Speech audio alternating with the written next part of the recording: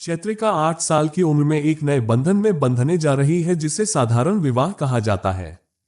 फहमीदा ने लड़की का घूंघट कसकर खींचा। वह अपनी बेटी के वर्तमान से खुश है, बिना ये सोचे कि भविष्य में क्या होगा। टुकू अहमद साहब अपनी बेटी को बिना किसी कष्ट के सुखी जीवन में प्रवेश करते हुए नहीं देख सकते थे। अच्छा, अगर वह यहां होते तो क्या आज खुश होते? क्या वह सफारत को स्वीकार कर लेता? अपनी बेटी के जीवन के इस सुखद क्षण में शायद उनका कठोर हृदय पिघल जाता, भले ही थोड़ी देर के लिए ही क्यों न। शायद हाँ या नहीं। बाहर बारिश रुक गई है। हालांकि पूरे प्रकृति में शीतलता फैल गई है। हल्की सर्दी। इस ठंडे मौसम में भी मेरे सिर के ऊपर पंखा घूम रहा है और शोर मचा रहा है। मीम का शरीर काटा जा रहा है। उसने अपने दोनों हाथ घूंघट के नीचे डाल लिए। दिहान हमेशा उसके बगल में बैठा रहता है। मीम ने इस लड़के को केवल एक बार देखा। दिहान के चेहरे पर मुस्कान देखकर उसने अपना चेहरा नीचे कर लिया और उसकी ओर मुड़कर भी नहीं देखा। इस लड़के को देखकर मुझे बीमार महसूस होता है। सफर गंभीर चेहरा बनाए बैठा है। काजी साहब को आए बहुत दिन हो गए। केबिन के कागजात तैयार करना, लेकिन सफारत को इतनी देर होना पसंद नहीं है। चिड़चिड़ाहट के कारण मूड चिड़चिड़ा होता जा रहा है। उसने गंभीर स्वर में कहा, थोड़ा जल्दी करो। काजी साहब चौंक गए। उसने दांत पीसते हुए कहा, यह खत्म हो गया। 1 मिनट और पिताजी। यह 1 मिनट से अधिक नहीं होना चाहिए। चैत्रिका शर्म से मर रही है। मम्मा, दिहान हंस रहा है। फहमीदा ने नजरें फेर ली। क्या इस लड़के में सब्र नहीं है? इसकी शादी कर दी जाएगी। चैत्रिका को नहीं पता था कि सफारत शादी के लिए इतना पागल है। आखिर इतने लोगों के सामने शर्म से डूबना पड़ा। दूतावास की भी कोई प्रतिक्रिया नहीं। उबे हुए अंदाज में इंतजार कर रही है। फहमीदा ने चैत्रिका से सफारत के परिवार के बारे में थोड़ा बहुत जाना। पिताजी ने यह बात सुन ली है। इतने बड़े घर में बेटी की शादी का ख्याल उनके मन में कभी नहीं आया होगा। उन्होंने कभी नहीं सोचा था कि उनकी बेटी इतनी खूबसूरत होगी। अपने दिल को तसल्ली देने के लिए उन्होंने एक सवाल पूछा, अच्छा होता अगर आपके परिवार से कोई दूतावास में मौजूद होता? आपके पिता या चाचा या चाची? एक पल में सफारत के चेहरे का भाव पूरी तरह बदल गया। गोरे चेहरे पर गंभीरता का भाव। आवाज तीखी और चुभने वाली हो गई। उसने सिर झुकाकर खुद को संयमित करते हुए कहा, चाचा चाची अपने अपने काम में व्यस्त हैं। दादी बीमार। मेरी मां को मरे हुए कई साल बीत चुके हैं। मेरे पास और कोई नहीं है। जिस आदमी को लोग मेरा पिता कहते हैं वह अपनी दूसरी पत्नी के साथ अमेरिका में रहता है। फिलहाल दिहान नमस्ते कहने के लिए यहां है। चैत्रिका ने आंखें उठाकर मां की ओर देखा। लड़की की दयालु दृष्टि देखकर फहमीदा को लगा कि इस समय सफारत के पिता का नाम न लेना ही बेहतर होता। चैत्रिका ये सुनकर आश्चर्यचकित हो जाती है कि सफारत के पिता की दूसरी पत्नी है। क्या यही कारण है कि सफारत अपने पिता से नफरत करता है या कोई और कारण है? जैसे ही काजी साहब ने कागज सौंपा, सफारत ने बिना समय बर्बाद किए तुरंत उस पर हस्ताक्षर कर दिए। चैत्रिका को हस्ताक्षर करने में काफी समय लगा।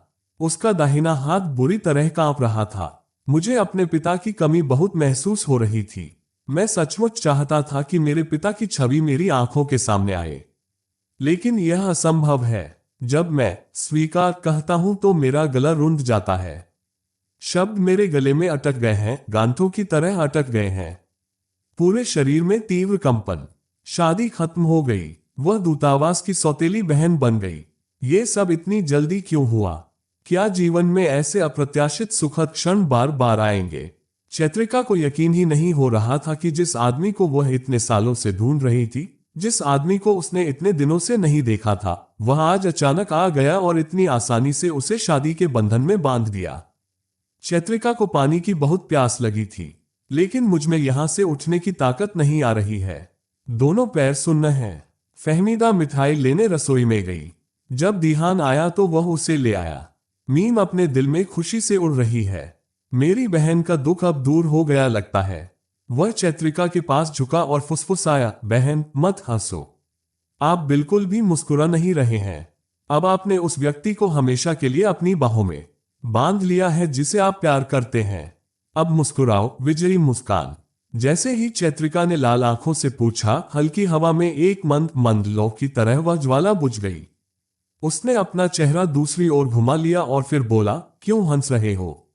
मैंने आज तुम्हारा रवैया देखा भाई। जो भी लड़की इसे देखेगी वह निस्संदेह इसके प्यार में पड़ जाएगी। फिदा, तब तुम पर कष्टों का बोझ पड़ेगा और तुम पर आघात होगा। चैत्रिका थोड़ी चिंतित थी। मुझे अचानक जेरिन की याद आ गई। जरीन ने कहा कि सफारत से उनकी शादी सही थी। सफारत ने शायद अपने विवाह के बारे में परिवार में किसी को नहीं बताया होगा। क्या दादी चैत्रिका को स्वीकार करती हैं? सफारत अपने मोबाइल पर ऑफिस के काम में व्यस्त है। मीम का फोन आने के बाद वह बैठक बीच में ही छोड़कर चले गए। चैत्रिका का मन हुआ कि वह मोबाइल फोन छीनकर खिड़की से बाहर फेंक दे। इस लड़के की अभी अभी शादी हुई है, लेकिन उसे जरा भी शर्म नहीं है। ऐसा लगता है जैसे कुछ हुआ ही नहीं। काजी साहब मिठाई खाकर उठे। दीहान उसकी मदद करने गया। जैसे ही फहमीदा मिठाई लेने की कोशिश करती है, वह साफ साफ कह देती है, मैं मिठाई नहीं खाती माँ।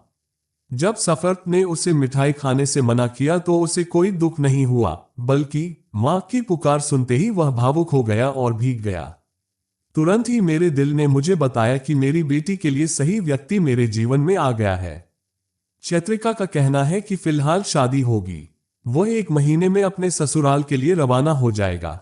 जैसे ही उसे यह याद आया, फहमीदा ने उत्साहित स्वर में कहा, आज आप दूतावास नहीं जा रहे हैं? मुझे आज रुकना होगा। जैसे ही मां के शब्द उसके कानों में पड़े, चैत्रिका की भौहें उठ गईं। दूतावास की विनम्र आवाज, मैं रहूंगा मां। चैत्रिका के हाथ पैर ठंडे हो गए। क्या रुकना जरूरी है? मेरा दिल पल पल कांप रहा है। चैत्रिका को नहीं पता कि यह डर से है या शर्म से। सफारत अब उसका पति है। अगर ऐसा होता तो वे निश्चित रूप से उसके कमरे में एक साथ होते। इसके अलावा सफारत ने कहा कि अगर वे दोनों करीब आए तो वे उन्हें ले जाएंगे। आप उस व्यक्ति के सामने बंद कमरे में अपना नियंत्रण नहीं खोएंगी जिसे आप प्यार करती हैं, यानी अपने पति के सामने। एक किशोरी की तरह चैत्रिका शर्म से लाल हो गई। दीहान सोफे पर टेक लगाकर बैठा है। ऐसा लगता है जैसे वह इस दुनिया का ही नहीं है। वह अपने हाथ पैर फैलाकर बैठा है। मीम रसोई से खाना मेज पर ला रही है और उसे सजा रही है। दीहान जाना चाहता था, लेकिन फहमीदा ने स्पष्ट कर दिया कि वह दोपहर का भोजन किए बिना एक कदम भी आगे नहीं बढ़ सकती। इस बीच दीहान ने अपनी मां चैत्रिका को अपने शब्दों से ठेस पहुंचाने के लिए कई बार माफी मांगी। फहमीदा ने धीरे से मुस्कुराते हुए कहा, मेरे दिल में कोई दर्द नहीं है, इसके बारे में भी भूल जाओ। चैत्रिका की मां के कोमल दयालु व्यवहार पर दीहान ने निराश होकर आह भरी। उसकी मां ऐसा कर सकती थी। ऐसा नहीं है कि उसकी मां बुरी है।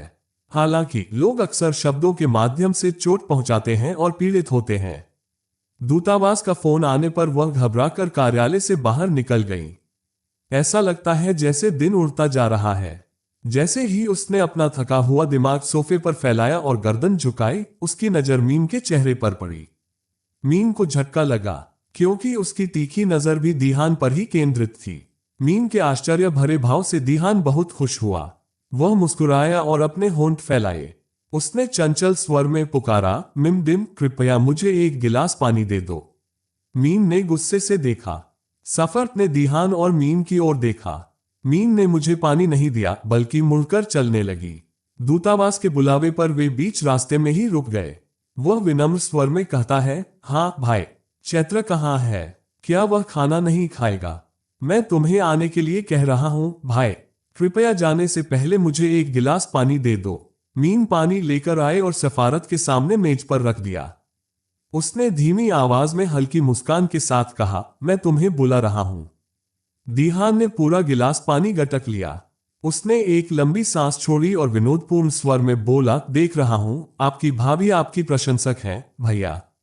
सफरत ने दृढ़ता से कहा, अगर तुम उसे परेशान करोगे तो तुम्हारी स्थिति और खराब हो जाएगी। मैं नहीं, आपकी भाभी धनी लंका ऐसा करती है। तुम अपनी आंखों से मुझे कैसे शर्मसार कर देती हो। उफ। चैत्रिका गीले बाल बांधे बाहर आए। चेहरे पर कोई मेकअप नहीं है। जैसे ही कॉलिंग बेल बजती है, दिल और आत्मा सूखने लगती है। इरादा वही है। शादी के तनाव के कारण तहाफ का ख्याल उसके दिमाग से लगभग निकल गया था। दीवार के दूसरी ओर खड़ा व्यक्ति बहुत परेशान और क्रोधित होगा, क्योंकि दरवाजा नहीं खुल रहा है। कॉलिंग बेल लगातार बज रही है। सफरत ने भौहें सिकोड़ते हुए कहा, तुम इसे क्यों नहीं खोल रहे हो? चैत्रिका को कोई अच्छा जवाब नहीं मिल सका। अचानक सांस लेना बहुत कठिन हो जाता है। मीन ने सफारत को कितना बताया? क्या उसने उस दिन उसे छत के बारे में नहीं बताया था? चैत्रिका ने यह बात मीम को बताई, और तहाफ की क्या प्रतिक्रिया होगी? उसका सिर दर्द से तेज हो रहा है। अत्यधिक घबराहट के कारण मेरी आंखें धुंधली हो रही हैं। दिहान ने आकर कहा, क्या तुम ठीक हो चैत्रिका? तुमने दरवाजा क्यों नहीं खोला? शायद तहाफ के भाई का परिवार आया है। अब तक दिहान, सफारत और मीम को कारण समझ आ गया था। दिहान जाता है और दरवाजा खोलता है। तहाफ ने एक नजर में ही दिहान को पहचान लिया। वह क्रोधित आंखों से अंदर आया। फहमीदा आए और तहाफ के माता पिता का अभिवादन किया तथा उन्हें बैठने के लिए कहा। तहाफ सफरत और दिहान को देखते हुए दृढ़ खड़ा है। इससे पहले की स्थिति और बिगड़ती, फहमीदा मुस्कुराए और बोली, तुम खड़े क्यों हो? बैठ जाओ। तहाफ ने स्पष्ट आवाज में पूछा, क्या वे अनुबंध के लिए यहां आए थे? अचानक एक गहरी, गंभीर आवाज सुनाई दी। नहीं, बिल्कुल नहीं, मैं शादी करने आया हूं। हो गया। सिर पर घूंघट वाली लड़की अब मेरी पत्नी है। स्तब्ध, चकित, आश्चर्यचकित, अवाक सभी शब्द उपस्थित सभी लोगों के चेहरों पर देखे जा सकते थे। केवल दूतावास को ही छोड़ दिया गया। उसकी अभिव्यक्ति मौन, पृथक है। चैत्रिका, दिहान, किसी ने नहीं सोचा था कि सफारत इस तरह का बयान देकर सच्चाई उजागर कर देगा। तहफ ने आग्नेय नेत्रों से चैत्रिका की ओर देखा और कठोर स्वर में पूछा, तुम क्या कह रही हो? चैत्रिका अवाक है। फहमीदा ने समझाने की कोशिश की और कहा, सफारत और चैत्रिका एक दूसरे को पसंद करते हैं। कुछ समय पहले उनकी शादी हुई थी। मैं किसी लड़की पर जबरदस्ती नहीं कर सकता। मैं तुम्हें सब कुछ बताऊंगा। मेरा मानना है कि फोन पर बात करने की बजाय सीधे बात करना बेहतर होगा। तो तहफ के पिता ने गुस्से से कहा। फहमीदा की बात अधूरी छोड़ते हुए उन्होंने कहा, आपको हमारी बेटी की शादी किसी और से करने का वादा कभी नहीं करना चाहिए था। मैं सहमत हूं, लेकिन जरा सोचिए, क्या यह अच्छा होता यदि चैत्रिका आपके बेटे की पत्नी होते हुए भी किसी और को ध्यान में रखती? परिवार में शांति नहीं रहेगी। इसके अलावा उनका जीवन बर्बाद हो जाएगा। तहफ के माता पिता ने बहुत देर तक सोचा। फहमीदा के शब्द सचमुच महत्वपूर्ण हैं। इसके अलावा चैत्रिका की सहमति के बिना विवाह के लिए दबाव डालना संभव नहीं था। तहाफ के पिता अहमद साहब के बहुत अच्छे दोस्त हैं। उसने सिर्फ अपने बेटे के बारे में ही नहीं सोचा, उसने अपने दोस्त की बेटी के बारे में भी सोचा। उसने धीरे से कहा, आप ठीक कह रही हैं भाभी। तहाफ को अपने पिता का जवाब बिल्कुल पसंद नहीं आया। वह एक खूंखार बाघ की तरह दहाड़ा। वह चैत्रिका के न होने का नुकसान स्वीकार नहीं कर सकता और नहीं करेगा। वे झूठ बोलते हैं। ये लड़की मुझसे शादी करने से बचने के लिए ये सब झूठ और मनगढ़ंत कहानियां गढ़ रही है। हर कोई कह रहा है कि यह नकली है। मैं चैत्र के बिना यहां से नहीं जाऊंगा। चैत्रिक ने चुप्पी तोड़ते हुए कहा, मैं झूठ क्यों बोलूं? क्योंकि मुझे आपकी बुरी प्रतिष्ठा के बारे में पता है। तहाफ इस विचार को सहन नहीं कर सका।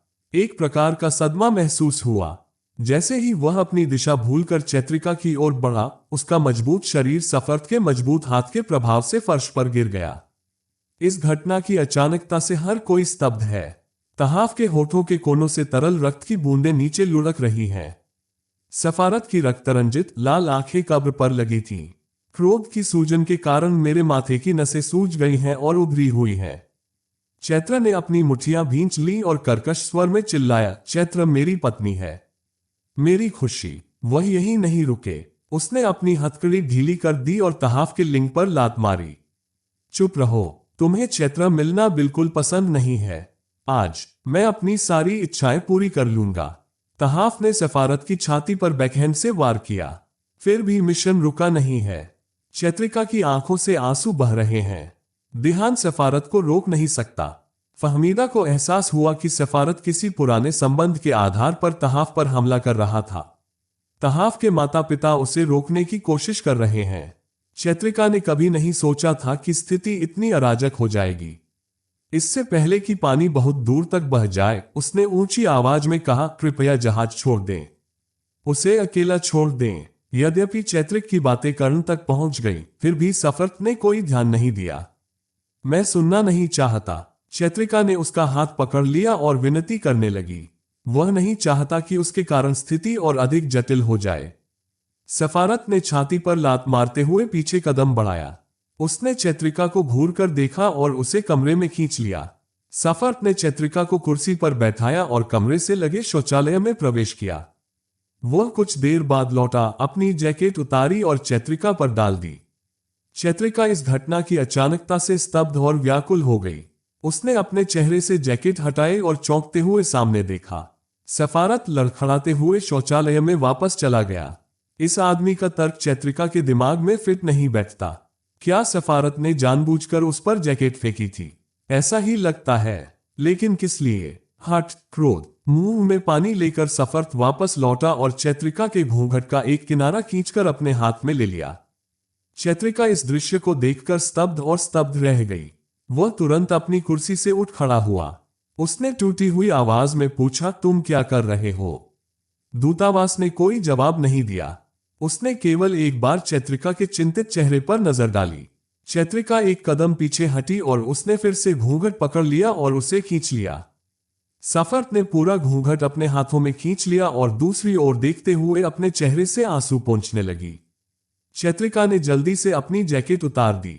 ये सब सोचते हुए उसने बिस्तर से एक तौलिया उठाया और सफारत के सामने रखते हुए कहा, तुम्हें कहना चाहिए था कि तुम्हें तौलिया चाहिए।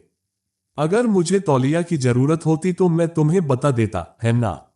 मेरी पत्नी को घूंघट की जरूरत थी, इसलिए मैंने ले लिया। ये कहते हुए सफारत ने भरी आवाज में घूंघट बिस्तर पर फेंक दिया। उसने अपनी शर्ट के कुछ बटन खोले, पंखा चालू किया और बिस्तर पर लेट गया। उसकी गोरी खुली छाती को देखकर चैत्रिक की छाती जोर से कांप उठी। शर्म से खड़ा होना कठिन है। सफारत अपनी आंखों पर हाथ रखे लेटी हुई है। चैत्रिका ने अपनी जैकेट उतार दी और चुपचाप तथा सावधानी से बिस्तर से घूंघट ओढ़ लिया। जैसे ही मैं धीरे धीरे दरवाजे की ओर बढ़ा, मैंने सफारत की कर्कश क्रोधित आवाज सुनी। तुम कहां जा रही हो, चैत्रा? चैत्रिका ने थोड़ा पीछे मुड़कर देखा। दूतावास पहले ही आ चुका है। उसकी ओर देखते हुए उत्तर की प्रतीक्षा में, लेकिन आंखें अभी भी पहले की तरह लाल हैं। क्रोध की 6 लहरें स्पष्ट रूप से दिखाई दे रही हैं। चैत्रिका ने सूखा भोजन निगल लिया। वह धीमी आवाज में कहता है, मैं बाहर जा रहा हूं। हर कोई बाहर है। क्या तुम उस बदचलन आदमी से मिलने जा रही हो? वह जो तुम्हारी खूबसूरती और शरीर से प्यार करता है। तुम इतनी दयालु थी कि तुमने मुझे रोने से रोक दिया। सफारत के होठों पर एक व्यंग्यात्मक मुस्कान उभरी। चैत्रिका का चेहरा एक क्षण में पीला पड़ गया। उन्होंने समझाने की कोशिश करते हुए कहा, दरअसल आप यहां आइए। चैत्रिका के रचे हुए शब्द उसके गले में अटक गए। धीरे धीरे वे दूतावास के पास पहुंचते हैं। थकी हुई सांस लेकर सफारत उठ खड़ा हुआ और जल्दी जल्दी आवाज में बोला, यहां बैठो। जब मैं तुम्हें कहूं तभी कमरे से बाहर निकलना। एक आज्ञाकारी लड़की की तरह चैत्रिका बिस्तर पर बैठ गई, लेकिन उसे नहीं पता कि वह क्यों बैठ गया। दूतावास ने ऐसा करने का आदेश दिया है। कुछ ही सेकंड में चैत्रिका की रगों में रोमांच भर गया। दोनों हाथों ने अनजाने में सफारत के बालों से भरे सिर को पकड़ लिया। छाती हिल रही है और धप धप की आवाज आ रही है। पेट में चल रही गर्म सांसों के दबाव से चैत्रिका की आंखें साफ हो रही हैं। पलकें बिना रोक टोक के आंखों के निचले हिस्से को छू रही थीं। सफारत ने अपना चेहरा पेट में छिपा लिया और कठोर आवाज में बोली, मैं थोड़ी देर सो जाऊंगी। परेशान मत करो। नींद का क्या मतलब है? बाहर तूफान है। वह कितनी लापरवाही से कहता है कि वह झगड़े के बाद सोने जा रहा है। ऐसा लग रहा था जैसे कुछ क्षण पहले कुछ हुआ ही न हो। कोई व्यक्ति इतना नीच कैसे हो सकता है? चैत्रिका को कूटनीति का यह नया रूप कतई पसंद नहीं है। मस्तिष्क को आराम मिलता है। हर सीने में नई भावनाएं खेल रही हैं। चैत्रिका को असहज महसूस हुआ। खुद को किशोरावस्था के एक कमजोर, भयभीत व्यक्ति के रूप में पाती है। क्या अपने प्रिय व्यक्ति के सामने ऐसा ही महसूस होता है? क्या सारा साहस शर्म या भय को निगल नहीं जाता? चैत्रिका विचारों की दुनिया से बाहर आ गई। सफारत की ओर थोड़ा झुकते हुए उसने धीरे से कहा, क्या तुम सो रहे हो? क्या तुम दोपहर का खाना नहीं खाओगे? वहां कोई आवाज नहीं थी। इसके बजाय सफारत ने उसे मजबूत हाथ से कमर से पकड़ लिया। चैत्रिका की गोली चौंक गई। जैसे ही मैंने दरवाजे की ओर देखा तो पाया कि वह थोड़ा गीला था। अब अगर कोई आकर मुझे इस हालत में देख ले तो क्या होगा? उन्होंने तुरंत कहा, दरवाजा खुला है, दूतावास। कृपया उठें। चलो इसे लगाओ। सफर्त ने अपना सिर उठाया और चील की तेज नजर से चैत्रिका के डरे हुए चेहरे को देखा।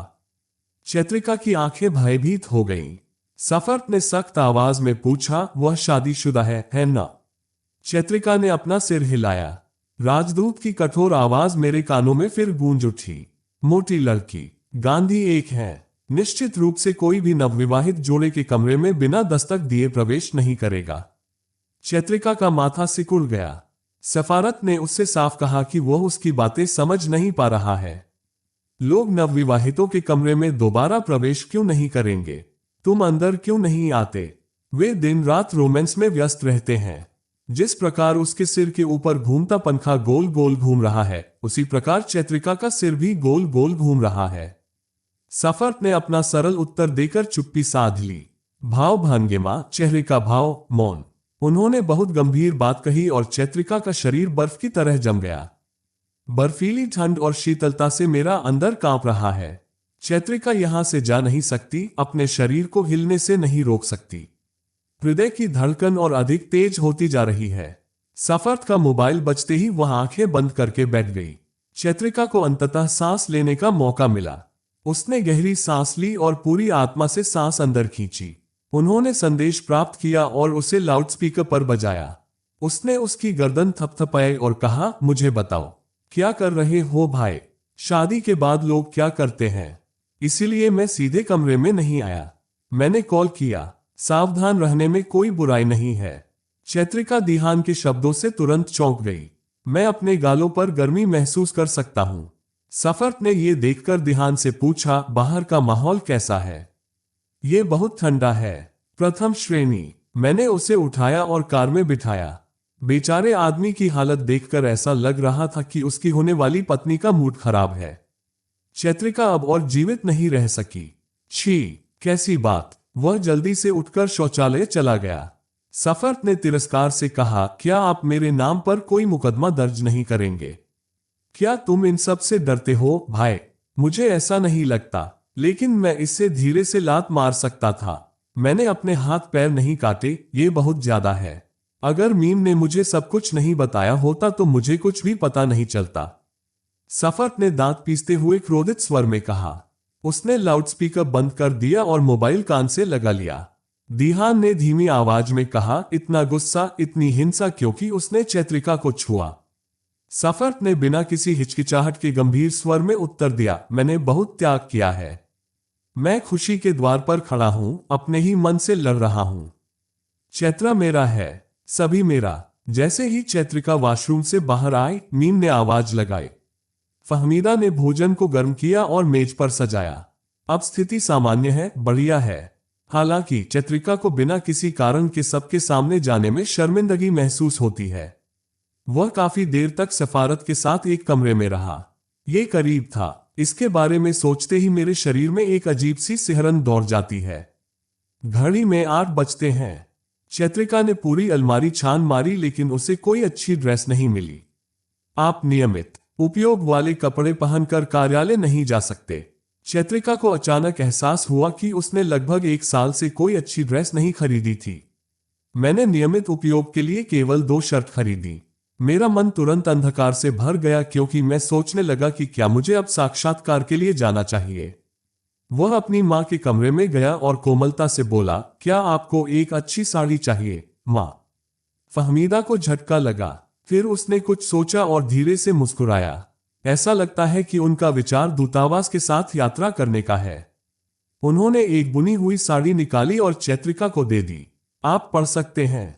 मैं कर सकता हूं मां। चैत्रिका कमरे में आई और साड़ी पहन ली। उसने 1 दर्जन काली चूड़ियां उठा ली। उसने इन चूड़ियों को खरीदने में एक भी पैसा खर्च नहीं किया। बचपन से ही उसे सजने संवरने का बड़ा शौक था, लेकिन जैसे जैसे मैं बड़ा हुआ, ये शौक खत्म हो गया। मीम ने पैसे बचाकर मेले से चूड़ियां खरीदी थी। चैत्रिका में 30 रुपए की कांच की चूड़ी खरीदने की हिम्मत ना होती। मैंने सोचा कि 30 बचाना उपयोगी होगा। एक लंबी गर्म सांस मेरी छाती से निकली और उसे फाड़ डाला। अपना बैग पैक करने और मोबाइल फोन उठाने के बाद सफारत ने कोई कॉल नहीं की, एक भी नहीं। रात के अधिकांश समय चैत्रिका अपने मोबाइल फोन को बुलबुल की तरह घूरती रही। लेकिन एक भी कॉल नहीं आया। कल रात करीब 9 बजे किसी का फोन आने पर सफारत दौड़कर बाहर आया। जाने से पहले उन्हें बताया गया कि उनकी दादी बीमार पड़ गई हैं। चैत्रिका उसके साथ जाना चाहती थी, लेकिन ये किसी भी तरह से उचित नहीं होता। उसने रात में कई बार सफारत को फोन किया। काफी देर बाद सफारत ने फोन करके बताया कि दादी ठीक है, इलाज घर पर ही किया जा रहा है, मैं अभी व्यस्त हूं, मैं आपको बाद में कॉल करूंगा। उसके बाद कोई कॉल नहीं आई। कल ये सुनकर कि दूतावास फिर वहां आएगा, चैत्रिका की छाती ढोल नगाड़ों से भर गई। लेकिन आज उस सीने में खालीपन और विलाप है। चैत्रिका ठीक 9 बजे दूतावास के कार्यालय के सामने पहुंची। वह तेजी से चलकर लिफ्ट में चढ़ गया, क्योंकि लिफ्ट के दरवाजे बंद होने वाले थे। किसी तरह उसने खुद पर काबू पाया और लिफ्ट के एक कोने में खड़ा हो गया। पश्चिमी पोशाक पहने 2 लड़कियां उसे गौर से देख रही थीं। चैत्रिका ये देखकर भी स्तब्ध रह गई। तभी उसे 2 लड़कियों की उपहासपूर्ण फुसफुसाहटें सुनाई दी। कार्यालय में नहीं, ऐसा लग रहा है कि वह शादी में साड़ी पहनकर आई थी। चैत्रिका परेशान तो हुई, लेकिन उसने इसे गंभीरता से नहीं लिया। कुछ लोगों का काम अपमान करना है, उनके द्वारा उपहास किया जाना कष्टप्रद है। उसने अपने बैग से छोटा मोबाइल फोन निकाला और जांच की कि वह साइलेंट मोड पर है या नहीं। उसे गलतफहमी थी कि दूतावास से फोन आया होगा। कोई कॉल नहीं, कोई संदेश नहीं। शादी के अगले दिन चैत्रिका अपने पति की उपेक्षा को स्वीकार नहीं कर पाती। उपेक्षा करना, चैत्रिका ने अपनी भावनाएं बताईं। शायद सफारत की दादी की सेहत ठीक नहीं है, कॉल करने का मौका नहीं मिल रहा है। चैत्रिका के विचार एक बार फिर टूट गए और वह शिखर पर पहुंच गई। एक बहुत ही खूबसूरत लड़की ने मुस्कुराते हुए कहा, सफारत सर खुद आपका इंटरव्यू लेंगे। जिनके नाम पुकारे जाएंगे वे अंदर जाएंगे। शुभकामनाएं।